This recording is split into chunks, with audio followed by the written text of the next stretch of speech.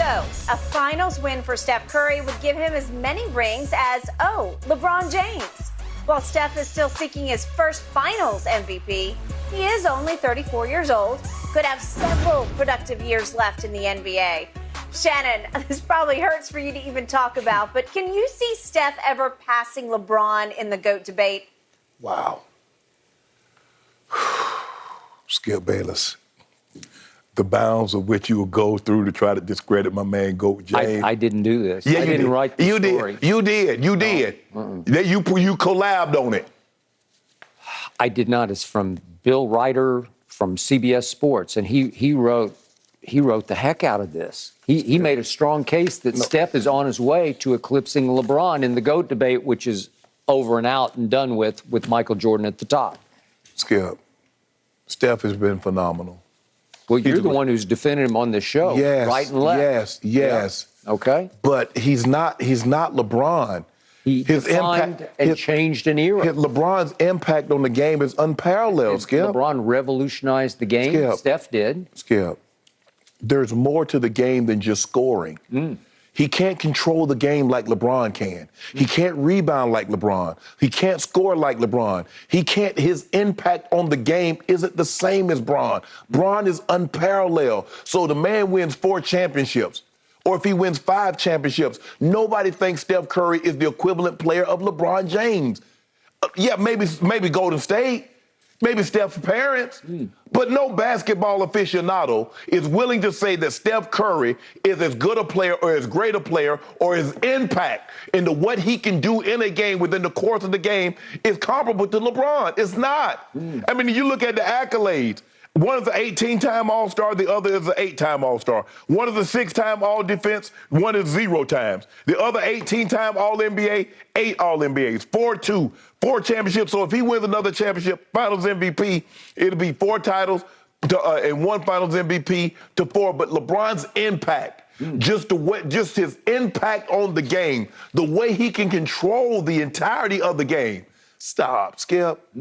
So if I were to take Steph Curry and put him on the 2007 Cavaliers, they're going to the NBA Finals. He's going to go on a run where he scores 29 of 30, 25 in a row, and beat Detroit. I've seen that from Steph on occasion. By the way, LeBron got swept and was never even in a game against the Spurs. He got swept. With how many? Tim Duncan, the greatest power forward. Kawhi. They had with Tony Parker, who's a first ballot Hall of Famer. Manu Ginobili, who's a first ballot Hall of Famer. Skip, don't do that. I mean, you make it seem like LeBron. First of all, LeBron had no business being there. Second of all, you make it seem like he came there with a comparable team when you know he did not. He didn't get swept when LeBron James had comparable teams. Did he lose in finals? Yes, but he didn't get swept. So don't do that. I mean, he got swept in 2018, but he took a team. Did you think he had a comparable team with Steph, Clay, Draymond, and KD? You thought JR and George Hill and Kevin Love and Channing Frye and Jefferson and Shump was a comparable to that? Really, Skip? You and I both know that Steph Curry is not taking the teams that the Cavaliers had to the NBA Finals. So look, I do believe that with a championship and a Finals MVP, he has to be in the top 10. It is a must. How do you? That's a mouthful you just spat out. But think about it, Skip, what's being said. Now, when they did these projections of the top 75, if I'm not mistaken, I think Steph was 16. KD was 12. So with another title, he goes from 16 to all the way to a Mount Rushmore player. I've never seen anybody have that kind of monumental jump in the history of sports. That's like saying if Mike Trout wins another MVP, he's one of the 3 or 4 best baseball players in the history of the game. Okay. Really? All right. So I must admit, when I read this piece last night, I got a great kick out of it because I immediately thought of you, and I thought this should be your punishment, your penance for how you have protected and defended Steph Curry on this show for the last whatever it's been, 3 days. Overprotected. Because you fight for him until all of a sudden he's thrown into the same conversation with your ultimate man, LeBron James. But you know it's not a conversation. You know that. I don't know. I mentioned this piece by Bill Ryder. He made a strong and pretty compelling, if not convincing, case for Steph to at least be in this conversation, because he starts off by saying now only the Celtics stand in the way of Steph capturing as many rings as LeBron. So you got to start right there, right? Mm-hmm. And then he goes on to say, we've spent so much time focusing on LeBron versus Jordan that we miss the fact that a share of the Kings' present crown may wind up being sent up the West Coast, obviously, to San Francisco. Already, the collective media and fan awakening to Steph's growing legacy has spurred conversations about whether he can pass LeBron's standing on the list of all-time greats. No. So that's what's operating. No. And Bill Ryder's in San Francisco covering the finals. So he's hearing this from his colleagues. No, he's hearing this from people in San Francisco. But let me ask you a question. As Steph Curry has changed the game from the three-point line, what has LeBron James changed? The empowerment of the player. The $260 million. Well, that's a whole nother off the court. No, but hold on, no. That's not off the court. Well, that has nothing to do with the GOAT debate. Yeah, hold on, no, but you're saying because Steph Curry can shoot the ball, but that's all he can do better than LeBron. That's a basketball thing. Okay, so controlling the game is a basketball thing. Okay, and yet Bill Ryder goes on to say that the fact Steph bested LeBron in 3 series doesn't hurt his case. Oh, whoa. Now hold on. No. Now, see what you did? I didn't do it. He's doing it. No, but you co-signing it. Now, earlier today, all you talked about was KD. Now, all of a sudden, Steph Curry has an opportunity to be in the GOAT conversation. You hadn't mentioned KD. Where the hell did KD go? Because you don't mention KD. You uplift and protect and defend little Steph. No, you've been doing it all week. No, I haven't.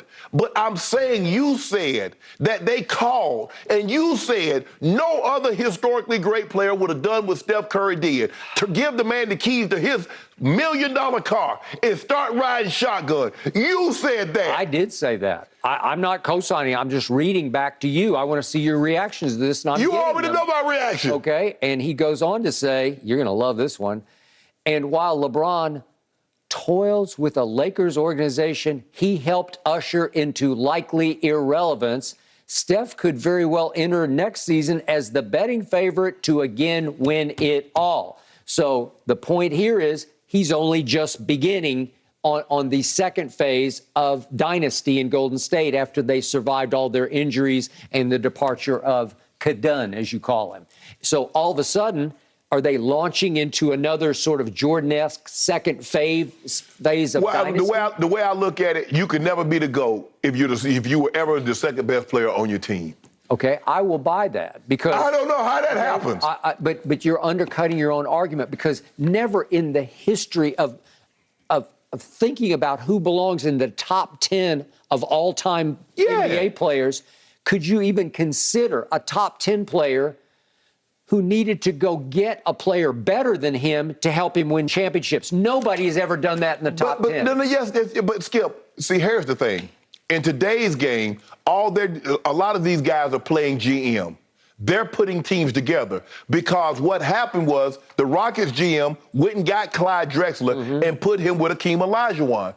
Guys, they went and got guys and put guys around guys. So if you had great general managers like Red Auerbach was doing for Larry Bird, or what they were doing for Magic with the Lakers, well, players wouldn't have to do that. But the players can't trust these general managers anymore to do that, so they have to take it upon themselves to do it. Okay, but Steph went and recruited a player better than Steph in my book, although Bill Ryder in this piece makes the case that Steph was better than KD. And he also says that this guy named Kevin Durant had to join Steph, and that's the case you've been making. Yeah. Like he's putting the onus on Durant, not on Steph. Well, Skip, here's the thing.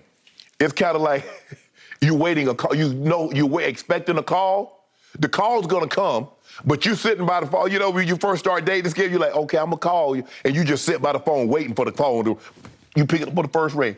Kevin Durant picked the phone up on the first ring. He didn't even make him wait. You know, sometimes I'm like, I don't care. I'm gonna make it let the phone ring about 3 or 4 times. He picked up on the first ring. Hello? Hey, it's Steph, Clay. You on speakerphone. It's Steph, Clay, Draymond, Bob Myers, Steve Kerr. Hey, guys, what's going on? How you doing? Yeah, we coming to town. You mind if we come join you for the weekend? Oh, no problem. Would you have not picked up the phone on the first ring? No! No! He had been stuck for not all of 9 years, but he'd been in Oklahoma City for 9 years, stuck with little Russ Westbrook. Skip, I don't care how pretty, I don't care how gorgeous she is. Okay. I got to let the phone ring at least 3 times. Remember, Kevin was entering year 10 in the NBA, and he says, I got to maximize my opportunity to win a ring. I choose that team. Well, I was entering year 3 of being single. Okay. I'm still going to let the phone ring 3 times. Really? I can't let you see I'm that anxious. I'm like, oh, you got Kevin Durant, he was by the phone to my that's Golden State. All my dreams going to be answered. But remember that girl you're talking about, Steph, had just suffered the second worst superstar meltdown in the history of the finals. Man, stop it. Well, he had. Don't look at the numbers. He had. Whoa. He had failed miserably and epically. But he suffered that meltdown to what? The man just averaged a triple-double for the finals. How many a triple-double? Go James averaged 27, 11, and 11. And who hit the shot to win the game? Oh, Kyrie hit the shot. And he went, when the last time and that was the only shot he took. Excuse me, my bad, Skip. That slipped out. That was the only shot he got in it. You can't live off that forever, Skip. Okay.